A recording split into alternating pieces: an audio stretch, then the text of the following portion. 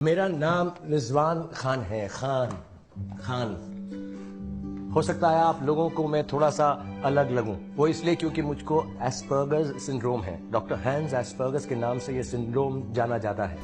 Asperger syndrome एक neuro developmental disorder है। पहले ये एक अलग कैटेगरी या कंडीशन मानी जाती थी, लेकिन बाद में जब रिवाइज हुआ, कई मेडिकल कंडीशन टर्म्स रिवाइज हुए, तो इसको ऑटिज़म स्पेक्ट्रम डिसऑर्डर का ही एक सब टाइप माना जाने लगा।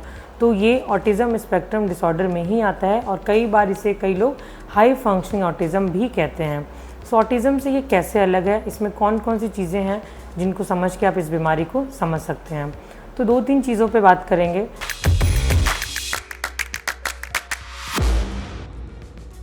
तो अगर सिम्टम्स की बात करें या ऑटिज़म से ये कैसे अलग है, तो इसमें सबसे जो इम्पॉर्टेंट चीज़ आप देखते हैं वो है सोशल कम्युनिकेशन डिफ़िकल्टीज़ का होना।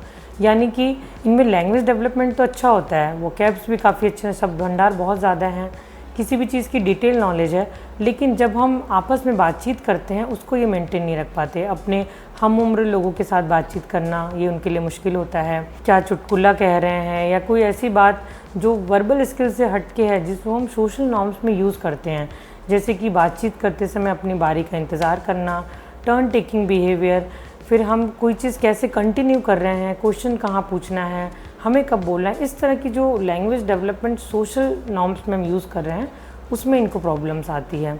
एक ही चीज़ को बार बार रिपीट करके बोलना, तो ये आप इनमें सोशल कम्युनिकेशन डिफ़िकल्टीज़ को देखते हैं। इसी वजह से ये आई कांटेक्ट इनका पुअर होता है, फेशियल एक्सप्रेशन न्यूट्रल होते हैं, क्योंकि बातचीत करने के लिए ज़रूरी है कि हम जब कम्युनिकेट करें तो सोशल कम्युनिकेशन भी ज़रूरी है। देख के मुस्कुरा के बातचीत करना, उसको मेंटेन करने में इनको प्रॉब्लम्स होती है। दूसरा जो सिम्टम है वो है रिस्ट्रिक्टेड या रिपीटेटिव बिहेवियर्स का होना।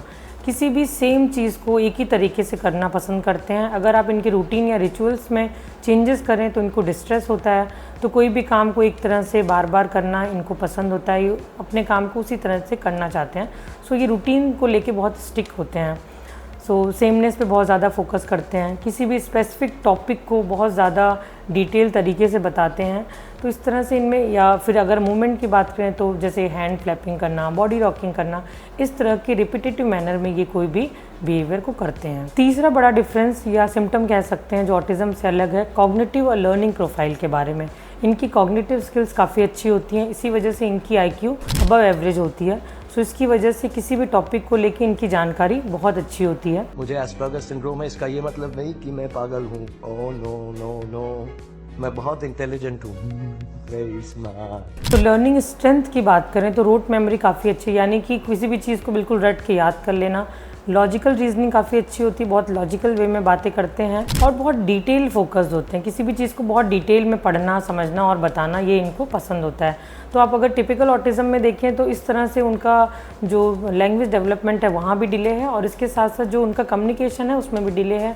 IQ भी उनकी कम हो सकती है, लेकिन अगर एस्पर्गर है तो उसमें आप ये IQ और लर्निंग डोमेन देखें तो उनसे काफ़ी अच्छा होता है। चौथा मेजर सिम्टम अगर आप देखें तो सेंसरी सेंसिटिविटीज़ का होना। सेंसरी इनपुट्स को लेके बहुत अनयूजुअल रिएक्शंस करना, जैसे लाउड नॉइज़ है अगर है तो बहुत आपको डिस्ट्रेस में लगने लगेंगे, परेशान हो जाएंगे। कोई ऐसा टेक्सचर जो उनको पसंद नहीं आ रहा है उसको लेके परेशान हो जाएंगे। तो इनमें सेंसरी इश्यूज़ काफ़ी ज़्यादा होते हैं, उनका रिएक्शन भी आप बहुत अनयूजुअल देखेंगे। तो अगर इनको ऑटिज़म से अलग समझने की कोशिश करें तो इनमें IQ का कोई इशू नहीं होता, IQ इनकी बेहतर होती है, लेकिन इनकी जो ये डिफ़िकल्टीज आ रही है अभी जिनकी मैंने बात करी, उसकी वजह से इनका सोशल, ऑक्यूपेशनल या दूसरे एरिया में काफ़ी सिग्निफिकेंटली इम्पैक्ट पड़ता है, जिसकी वजह से इनकी IQ अच्छी होने के बावजूद भी कई बार ये चीज़ों को कर नहीं पाते हैं। लेकिन ऐसा नहीं है कि अगर इनको ये सारी प्रॉब्लम है तो ये अच्छा नहीं करेंगे। एकेडमिक्स में काफ़ी अच्छा करते हैं, टेक्निकल फील्ड में इनकी नॉलेज काफ़ी अच्छी होती है, जहाँ पे इस तरह की डिटेल ओरिएंटेड नॉलेज की ज़रूरत है उसमें ये काफ़ी अच्छा करते हैं।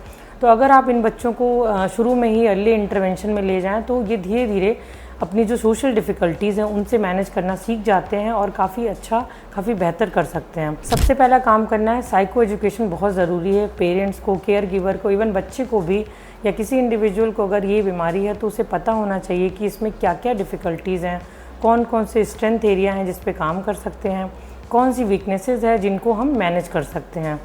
उसके लिए ज़रूरी है, अगर बिहेवियरल इश्यूज़ हैं तो बिहेवियर इंटरवेंशन हम कर सकते हैं, अप्लाइड बिहेवियर एनालिसिस कर सकते हैं। सोशल कम्युनिकेशन को इम्प्रूव करने के लिए सोशल स्किल ट्रेनिंग कर सकते हैं। लैंग्वेज और स्पीच थेरेपी वहाँ काम आती है जहाँ पे लैंग्वेज को डे टू डे लाइफ में समझना, एक सोशल नॉर्म्स के हिसाब से समझना, वहाँ पे ये काफ़ी मददगार होता है इनको लैंग्वेज थेरेपी देना।